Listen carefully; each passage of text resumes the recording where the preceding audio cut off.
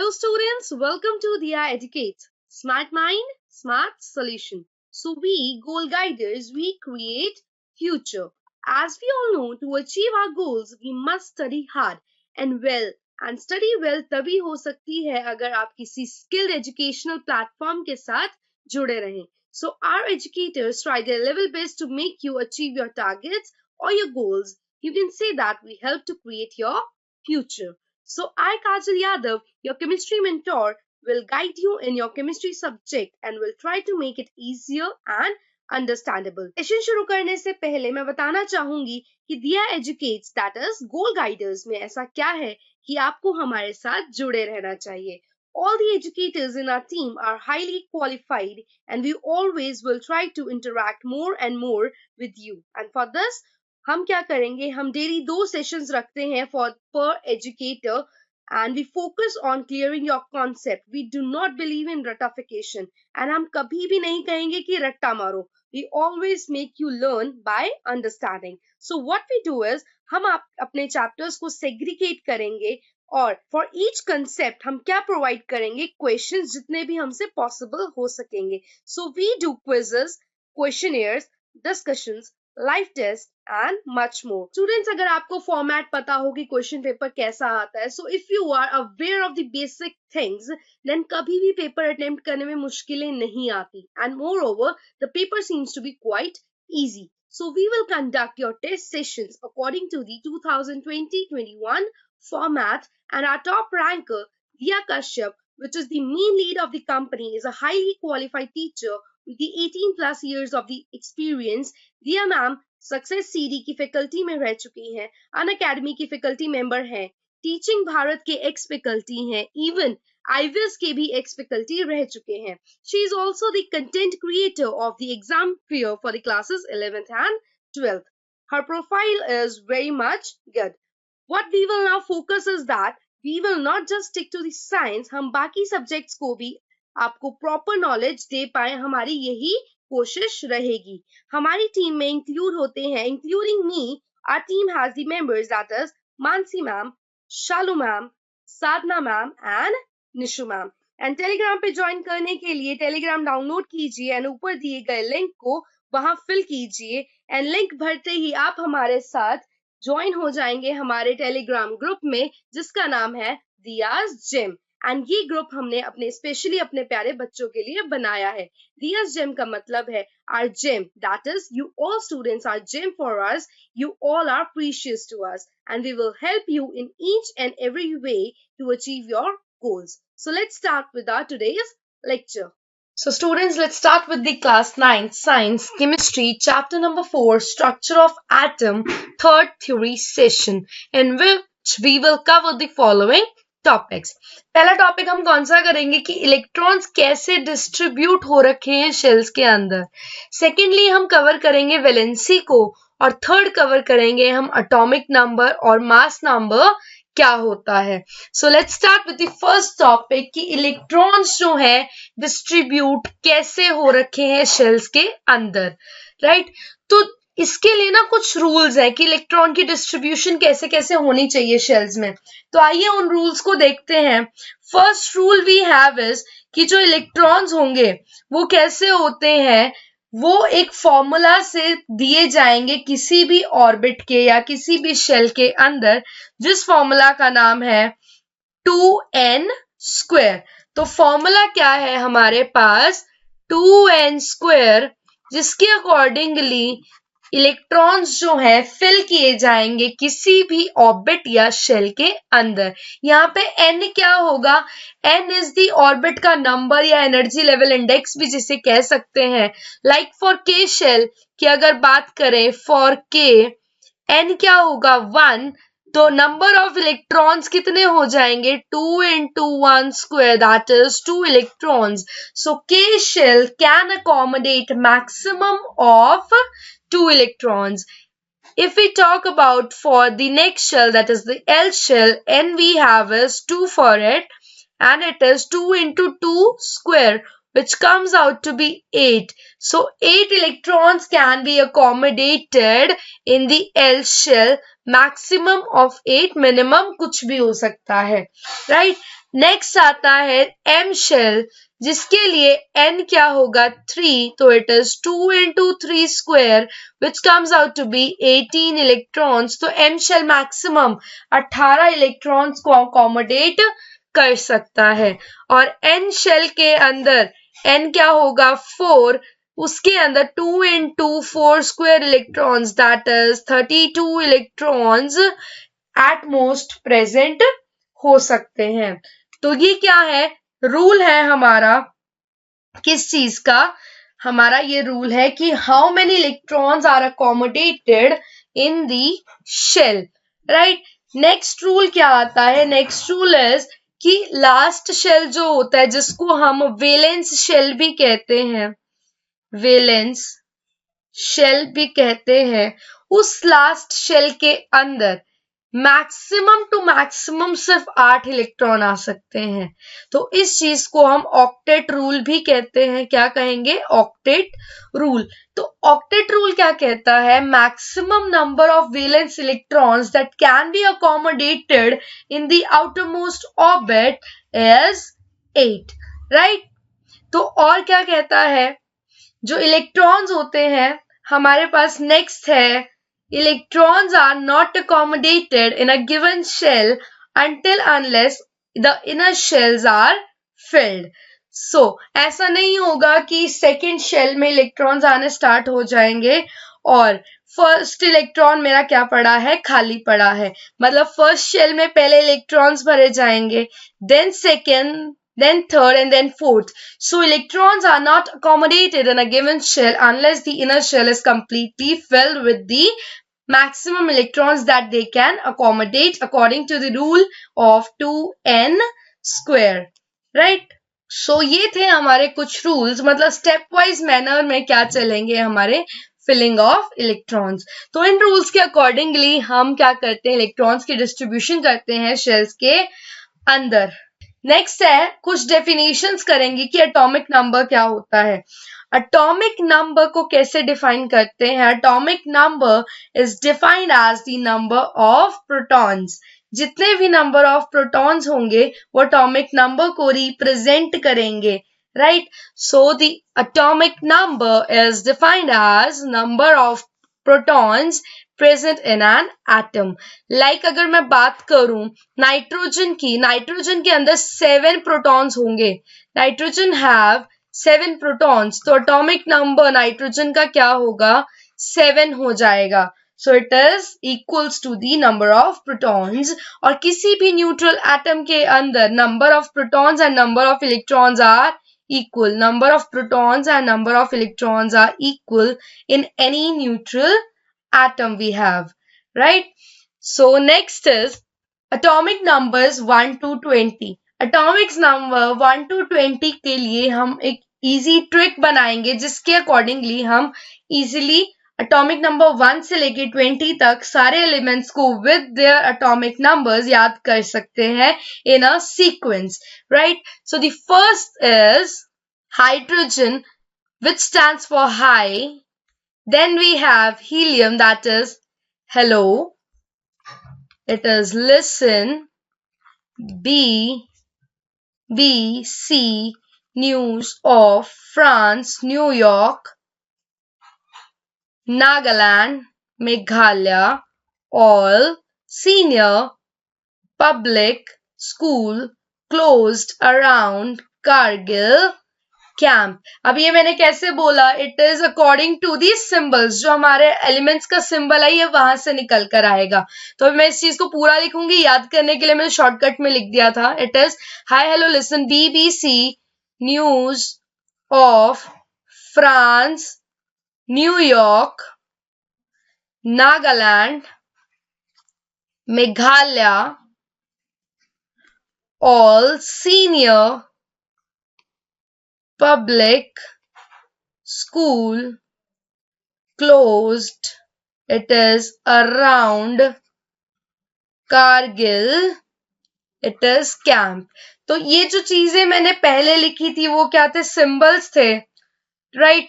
और अब क्या आएंगे, अब आएंगे इनके याद करने का तरीका, that is BE is beryllium, then we have boron, then we have carbon, then we have nitrogen, this is oxygen, this is fluorine, this is neon.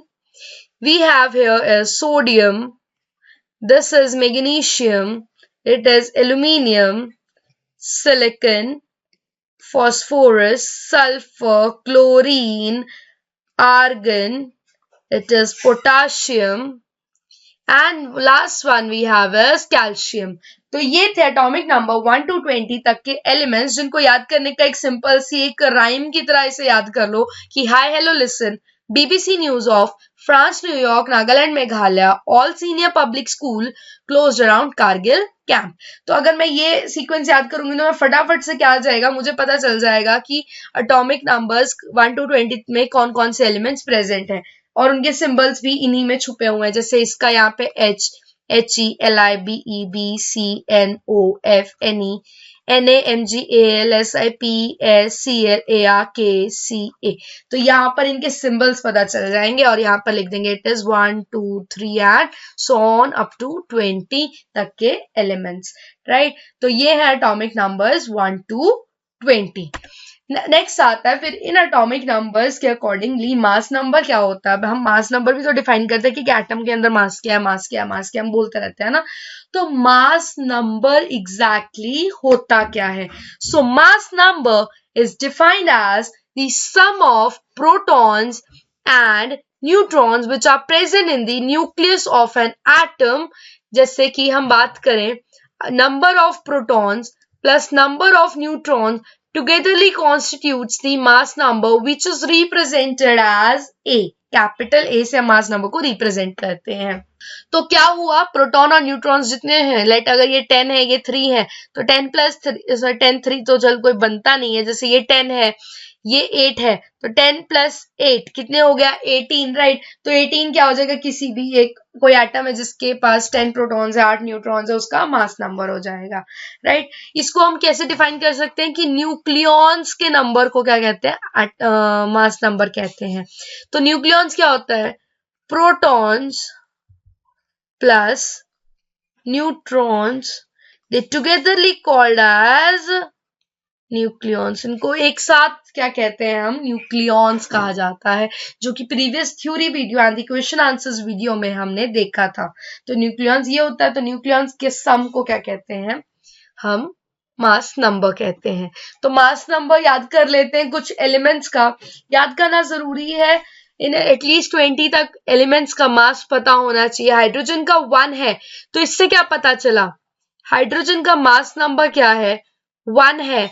इसका मतलब number of protons plus number of neutrons किसके equal है, 1 के. Protons किसके equal होते हैं, atomic number के. तो 1 plus number of neutrons is equals to 1. तो नंबर ऑफ न्यूट्रॉन्स कितने निकल कर आए, 0. सो हाइड्रोजन एक ऐसा एलिमेंट है जिसके पास न्यूट्रॉन्स नहीं होते. So the only element which do not have neutron is hydrogen, right. तो हाइड्रोजन के पास न्यूट्रॉन्स नहीं होते हैं. फिर आता है हीलियम, इट इज 2 4, फिर लिथियम 3 7, बेरिलियम 4 9. अब ये जो चीजें हैं अगर मुझे मास नंबर पता हो, है ना, मुझे मास नंबर पता हो, मुझे क्या पता हो, मुझे एटॉमिक नंबर पता हो, मैं नंबर ऑफ न्यूट्रॉन्स निकाल सकती हूँ. तो इन सब के नंबर ऑफ न्यूट्रॉन्स आप लोग निकाल के देखिएगा, आपको इजीली पता चल जाएंगे कि नंबर ऑफ न्यूट्रॉन्स कितने हैं हर एटम के अंदर. और हाइड्रोजन ही एक लौता ऐसा एलिमेंट होगा जिसके अंदर न्यूट्रॉन्स नहीं होते हैं, बिकॉज इसका मास नंबर भी 1 है, प्रोटॉन नंबर भी 1 है. तो 1 - 1 0, राइट. फिर हम रिप्रेजेंट कैसे करते हैं एक एटम को या एक एलिमेंट को. तो वो चीजें, जैसे लेट कोई एक एटम है X, है ना, एटम है X, A क्या होता है मास नंबर अभी हमने किया, Z क्या होता है एटॉमिक नंबर ये भी हमने किया. तो सबस्क्रिप्ट में मतलब नीचे एटम के एलिमेंट के पैरों के नीचे आ जाएगा उसका क्या, एटॉमिक नंबर, और एलिमेंट के ऊपर सर पर क्या लिख देंगे हम, उसका मास नंबर. तो एटॉमिक नंबर क्या है, सबस्क्रिप्ट में लिखा जाता है और मास नंबर सुपरस्क्रिप्ट में लिखा जाएगा। लेट्स से एटॉमिक नंबर 11 है, मास नंबर 23 है, तो ये कौन सा एटॉमिक नंबर 11 किसका होता है? मुझे तो पता है, आप लोगों को कैसे पता चलेगा? हाय हेलो लिसन से ट्राई करके देखना, पता चल जाएगा कैसे कि एटॉमिक नंबर 11 किसका निकल के आता है, सोडियम का। तो सोडियम का एटॉमिक नंबर 11 होता है जो यहाँ नीचे लिखा जाएगा, और उसका मास नंबर क्या होता है 23 जो यहाँ लिखा जाएगा। इसको हम यहाँ भी लिख देते हैं, it is the same thing. इसको हम कभी कभी ऐसे भी रिप्रेजेंट करते हैं, लेकिन बस ये पता होना चाहिए कि जो सबस्क्रिप्ट वाला है वो हमेशा लेफ्ट हैंड साइड में यही रखा जाएगा, और एटॉमिक नंबर ही हमेशा सबस्क्रिप्ट में होगा। कभी भी मास नंबर को सबस्क्रिप्ट नहीं लिख सकते हैं। तो इस तरीके से हमने क्या कर दिया है, किसी भी एलिमेंट को रिप्रेजेंट कर दिया है। The next thing we have to do today is electronic configuration. तो इलेक्ट्रॉनिक कॉन्फ़िगरेशन होती क्या है? इलेक्ट्रॉनिक कॉन्फ़िगरेशन होती है arrangement of electrons in different shells. मतलब क्या करना है, हमने इलेक्ट्रॉन्स को क्या करना है, कॉन्फ़िगर करना है, मतलब अरेंज करना है, किसमें? अलग अलग शेल्स के अंदर। अभी मैंने कहा फर्स्ट शेल में 2, 8, 18, 32, ये इस तरीके से जो है इलेक्ट्रॉन्स प्रेजेंट होते हैं। तो ये क्या है, हमारे पास मैक्सिमम इलेक्ट्रॉन्स को देने की टेंडेंसी है, किसको? एक शेल के अंदर।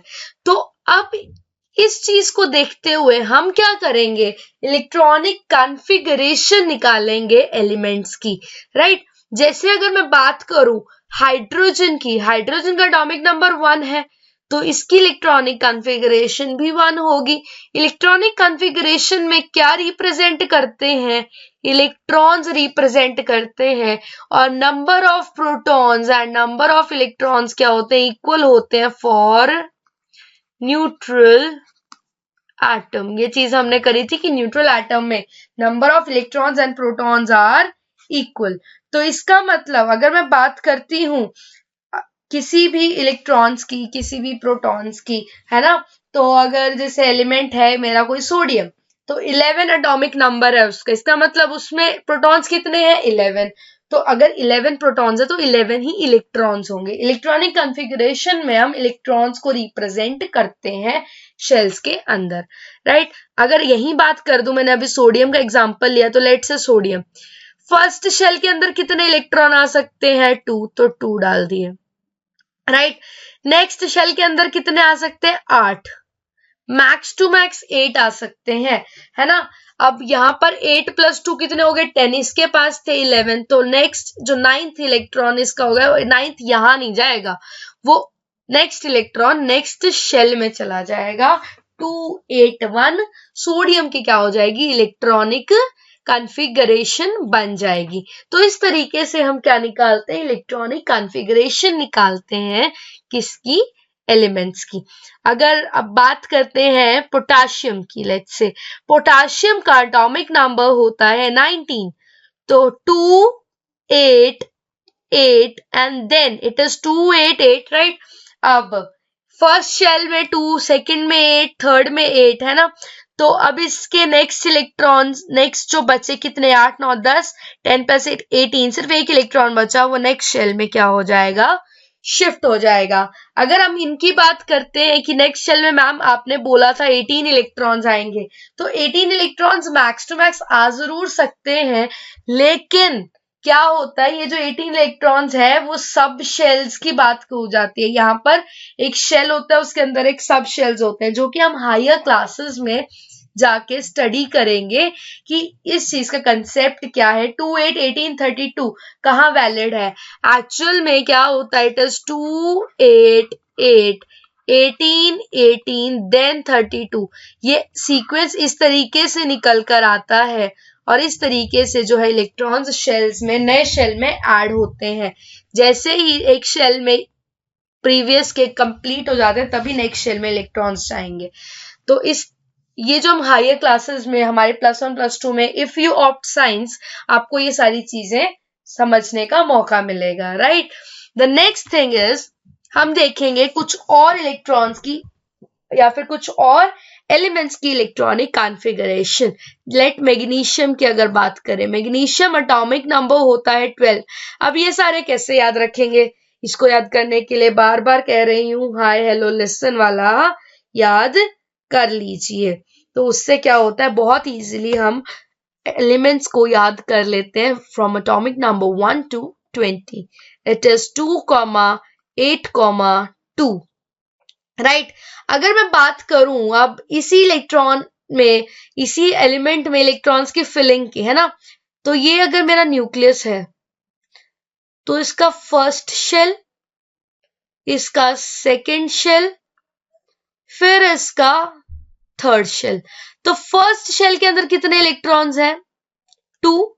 सेकंड के अंदर 1 2 3 4 5 6 7 एंड 8, एंड लास्ट शेल के अंदर 1 एंड 2 इलेक्ट्रॉन्स। तो इस तरीके से हम एलिमेंट्स को क्या करते हैं, रिप्रेजेंट करते हैं on the basis of their electrons and different shells. अगर बात करती हूँ इसी से नेक्स्ट एल्यूमिनियम की, तो 13 होता है एल्यूमिनियम का एटॉमिक नंबर। इस शेल में 3 इलेक्ट्रॉन्स हो जाएंगे। अगर बात करें ऑक्सीजन की, ऑक्सीजन का एटॉमिक नंबर होता है 8। इलेक्ट्रॉनिक कॉन्फ़िगरेशन 2,6, 6 + 2 8 हो गया ना। तो इसके अंदर इलेक्ट्रॉन्स कैसे फिल करे जाएंगे? 2 ही शेल यूज होंगे इसके, तो 2 ही शेल दिखाएंगे, 1 2। फिर यहाँ पर कितने होंगे? 1 2 3 4 5 एंड 6। तो ऐसे क्या हो रहे हैं, इलेक्ट्रॉन्स फिल होते हैं अलग अलग शेल्स के अंदर। अगर बात करें किसकी, लेट्स से कैल्शियम की, एटॉमिक नंबर 20, राइट। तो एटॉमिक नंबर 20 कैल्शियम के साथ क्या होने वाला है, electronic configuration is 2,8,8,2, right. Electrons कैसे फिल हो रहे हैं? 1 2 3 एंड 4। डायग्राम के सर्कल्स पे मत जाइएगा, ठीक है। तो इसको सिंपल अच्छे तरीके से बनाना, कॉपी पे पेन पेंसिल से अच्छे से जैसे भी बन सके आपसे।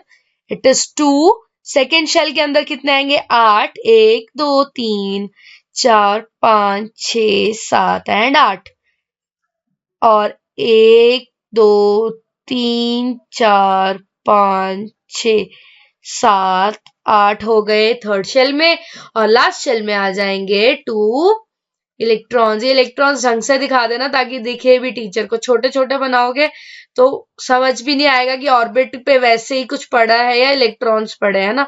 तो थोड़ा इनको बड़ा कर देना ताकि दिख जाएंगे ढंग से, वो उसको मतलब प्रॉपर आंखें गाड़ के गिनने की जरूरत ना पड़े, है ना टीचर को।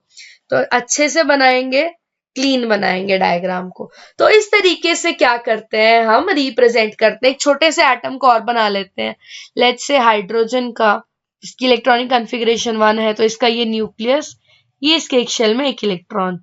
अगर बात करें हीलियम की, एटॉमिक नंबर 2, इलेक्ट्रॉनिक कॉन्फ़िगरेशन 2, तो इट इज पहले में आ गए 2 इलेक्ट्रॉन्स, है ना। लिथियम की बात करें, क्या हो जाएगा? 2,1, है ना। एटॉमिक नंबर 3, 2,1 इलेक्ट्रॉनिक कॉन्फ़िगरेशन, तो 2 और 1। तो ऐसे होता जाएगा, एक एक शेल, नेक्स्ट शेल में 8 होते ही अगले शेल में उसमें 1 2 से लेके फिर 8 तक भरो, फिर नेक्स्ट शेल में, ऐसे चलता जाएगा ये, है ना। तो इस तरीके से क्या हो रहे हैं, इलेक्ट्रॉन्स हमारे फिल हो रहे हैं डिफरेंट डिफरेंट शेल्स के अंदर। नेक्स्ट आता है वैलेंसी। वैलेंसी क्या होता है? वैलेंसी हमने थर्ड चैप्टर में भी किया था। कि valency is the combining capacity of an atom. एक एटम किस तरीके से क्या करता है, कंबाइन करता है, उसको हम उसकी क्या कहते हैं? वैलेंसी कहते हैं। जैसे अगर मैंने बात करी थी कुछ रूल्स की, जो इस वीडियो की बिल्कुल स्टार्टिंग में 3 रूल्स किए थे, उसमें एक रूल ये भी था कि मैक्सिमम 8 इलेक्ट्रॉन्स हो सकते हैं आउटर मोस्ट शेल के अंदर, राइट। तो अगर बात करो सोडियम की, अब सोडियम के पीछे हाथ धो के पड़ जाते हैं, हर चीज में सोडियम, है ना। तो 2,8,1 इलेक्ट्रॉनिक कॉन्फ़िगरेशन, क्या इसकी वैलेंस में 8 है? नहीं। तो ये 8 करने के लिए क्या कर सकता है? It can either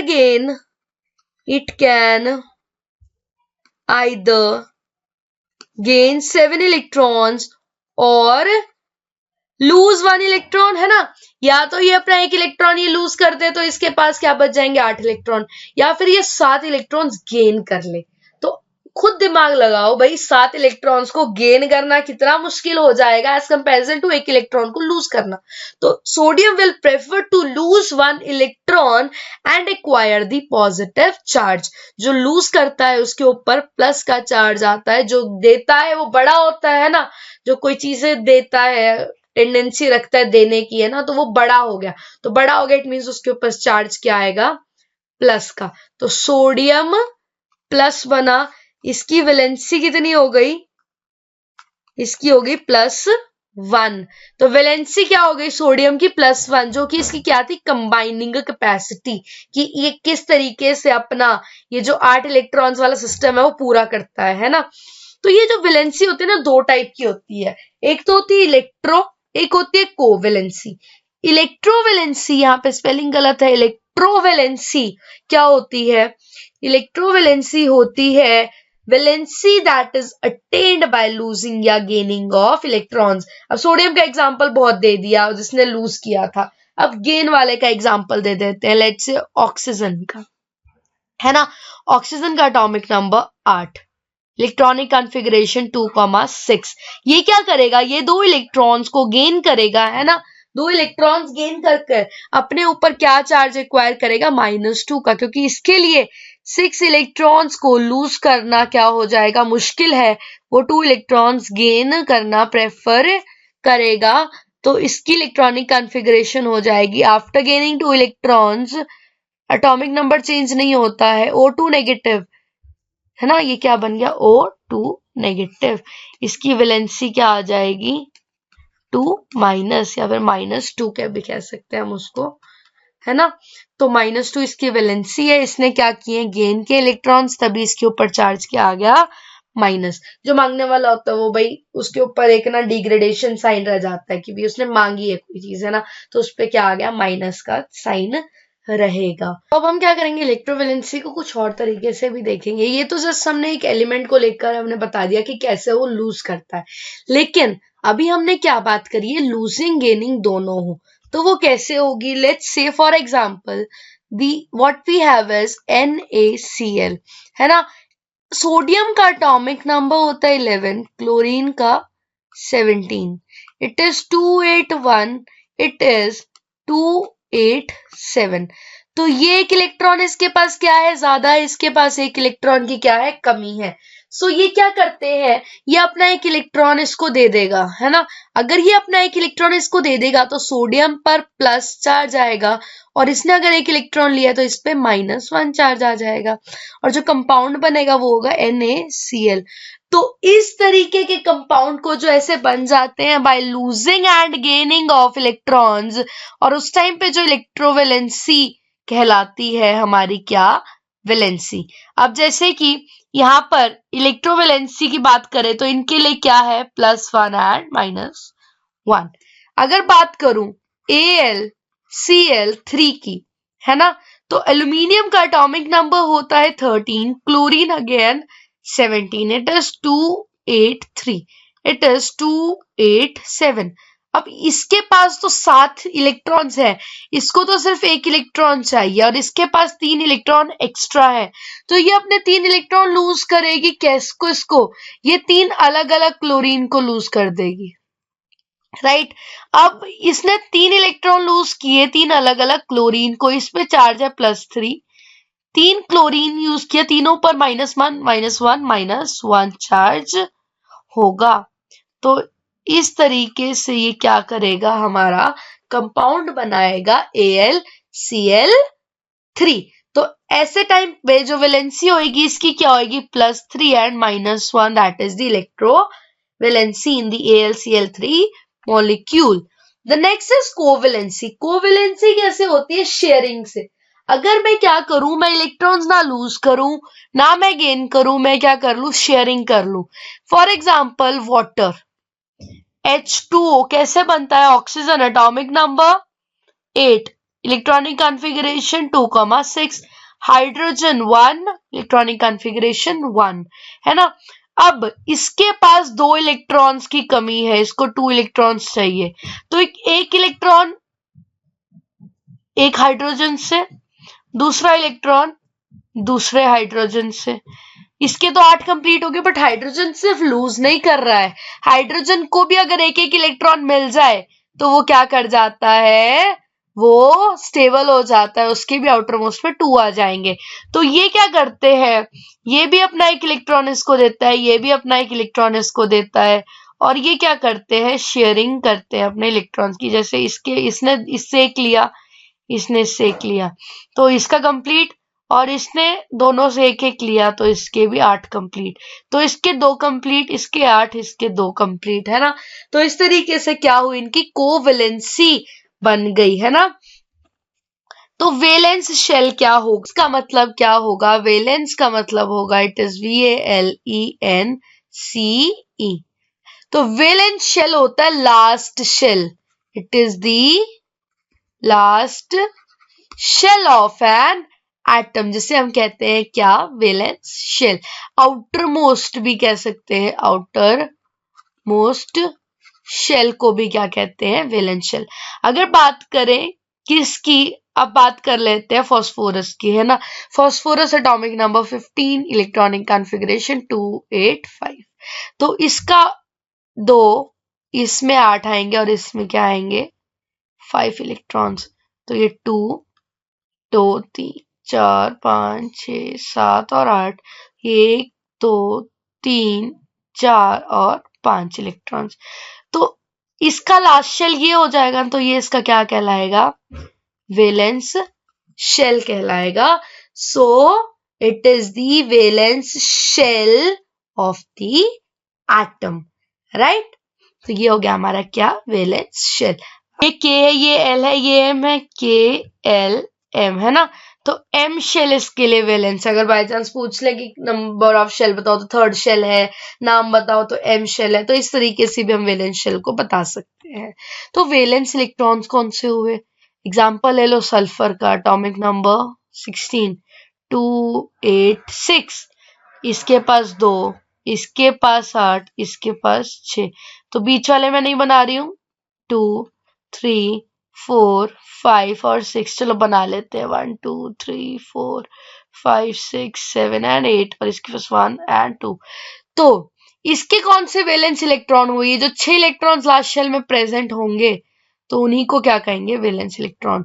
so the electrons present in the valence shell is are called as valence electrons. जो आउटर मोस्ट में इलेक्ट्रॉन्स है उन्हीं को वैलेंस इलेक्ट्रॉन्स कहा जाता है। So this is the example for this valence electron we have. With this we have come to an end of our video. So I hope you like it. If you like it, hit the like button, and if you haven't subscribed our channel till yet, तो please subscribe जरूर कीजिएगा। और अगर आपको हमारी video पसंद आई हो तो बेल आइकन जरूर दबाइएगा for further notification. Till then, me Kajal Yadav signing off. We will meet in the next video. You take care. Bye bye. So you can follow us on Insta, Twitter, YouTube, Facebook